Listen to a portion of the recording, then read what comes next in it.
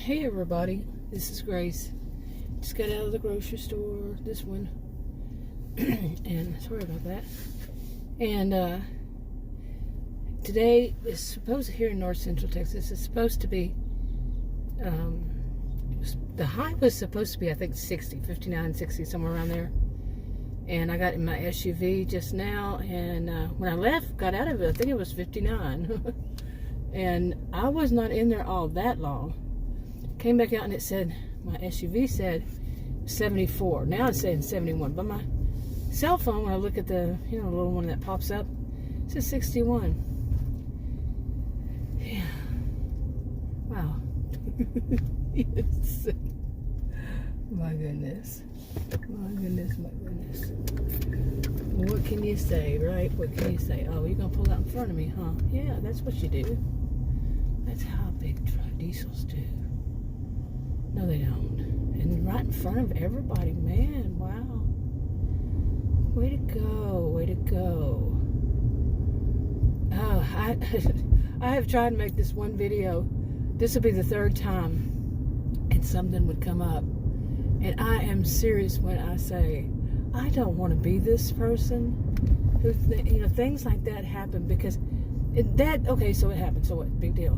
But when you go to the grocery store and you have one, just a grocery store, okay, people, just a grocery store, and you have one after another thing happen, like on the way here, right at the end of the one road, right before this really long road that only has 2 lanes like this one, and no shoulder, no medium, and you're not supposed to pass, a guy on his bicycle, okay, at noon, on his bicycle, the ones that love to exercise, that's their exercise. Was in front of me, got in front of me, can't pass him, and it's a long road.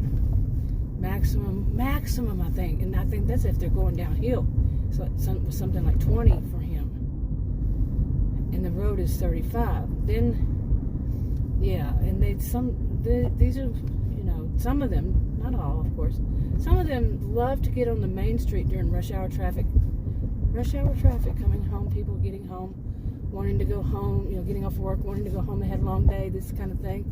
And there are going to be bicyclists taking up a whole lane, either direction, at least a whole lane. The one that, people turn in, the turning lane, like this is a turning lane, and get in this one. And people who are turning into their neighborhood have to wait for those bicyclists to get there past it. Because otherwise the other lanes are all full of traffic and you're not going to get by. I don't know which one turns here first. Not turn here first, but go straight. There was nobody going at the moment. Okay, yes, this cross traffic. But anyway, it's so exhausting. And if I didn't have this to just vent to, because other people, they, that I know experience it too. So, I get online, make a video. Nobody has to watch it. Nobody's telling them to. Hopefully, I can go here now. So, and it turned green just then. But if other people, they can relate, they watch it. I'm just venting. That's all I'm doing. Pressure release valve, venting. Okay, seeing this is, right. Okay, thank you very much. Okay, I don't want to hit your butt, dude. I don't want to hit your butt. I really don't. You see that? And there are some people, they think they're supposed to go the speed limit through all this. And something like that, yeah. But anyway, I don't want to be this person that these things, first of all, if they didn't happen, I wouldn't have any reason to vent. Okay, and I'm not keeping this stuff all bottled up inside. No, it's not going to happen. My degrees are in psychology and sociology, and I know for me, and I'm not saying for anybody else, but I'm not saying it is or isn't or anything. No advice given here, ever. But for me, it won't work if I try to, if I don't talk it out, get it out of my system and move on. Because it's a regular thing. It is seriously a regular thing. Now I can go. But, just too much of it. And people have called where this one suburb of Dallas, that South Fork Ranch is not right. It's right over here somewhere. But they've called it when we first heard of the place, like 30 or so years ago, what we heard was people basically saying that people has high sense of entitlement. It's like, people who think that they own the road, and they do think that this way, that you're supposed to go whatever speed they say. This company, and I know that's everywhere, but believe me, it sticks out. I don't think any place should have any kind of reputation like that, and because not all people who live there do it, and plus they don't, they're not like that, but they get that same reputation. That's not right. But I had personally, when I was making videos, I did videos on narcissism, and I jokingly call it Narcissismville. But it's an area and not one.